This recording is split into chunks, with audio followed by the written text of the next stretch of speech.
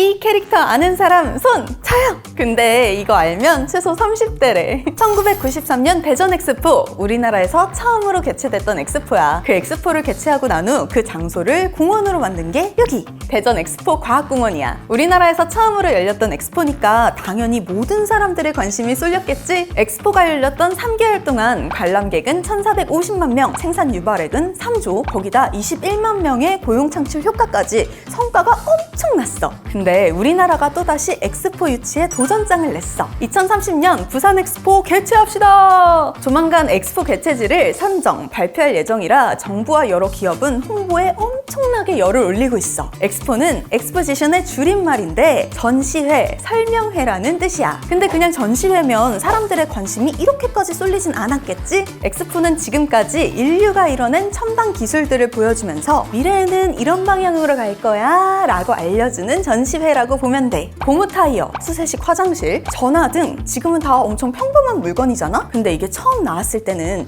최첨단 하이테크 상품이었다는 사실! 이렇게 인류의 삶을 바꾸는 계기가 되는 발명품들이 엑스포에서 첫 선을 보이게 되는 거야. 엑스포는 주최국, 주최도시의 역사적 의미를 기념하는 건 물론이고 국가, 지역 경제 발전의 계기가 되기도 해. 사람이 엄청나게 모일 테니 어쩌면 당연한 거겠지? 2030년 부산에서 엑스포를 개최하면 추정 경제 효과가 무려 61조 원이래. 최초의 엑스포는 1851년 영국의 런던 엑스포였는데 이런 경제 효과 때문인지 엑스포 신설 초기에는 각종 박람회가 마구마구 무분별하게 개최되면서 행사의 권위가 뚝 떨어지기도 했었대. 그래서 1928년 엑스포를 체계적으로 관리하고 개최국과 참가국의 권익을 보호하기 위한 국제박람회 기구를 설립! 이후 계속 발전하면서 올림픽, 월드컵과 함께 세계 3대 행사로 자리 잡게 된 거지. 엑스포는 등록박람회, 인정박람회 이렇게 두 종류로 나뉘는데 차이점이 있어. 등록박람회는 5년마다 개최하고 인정박람회는 등록박람회 사이에 한 번 개최해. 또 등록박람회는 다양한 분야 전시가 가능하고 규모의 제한도 없어. 그리고 최대 6개월까지 개최가 가능해. 반면 인정박람회는 최대가 3개월이야. 주제도 명확해야 하고 전시 규모도 제한이 있어. 그리고 인정박람회는 주최국이 전시 주제에 맞게 전시관을 건축해서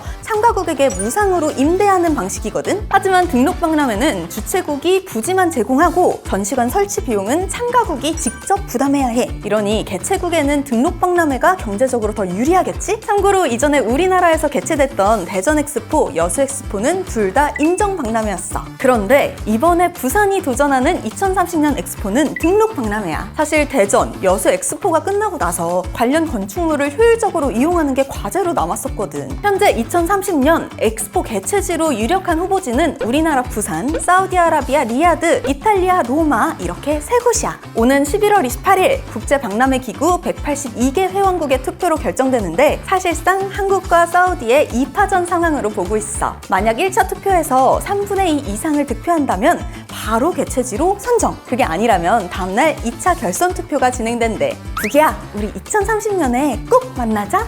뿌디.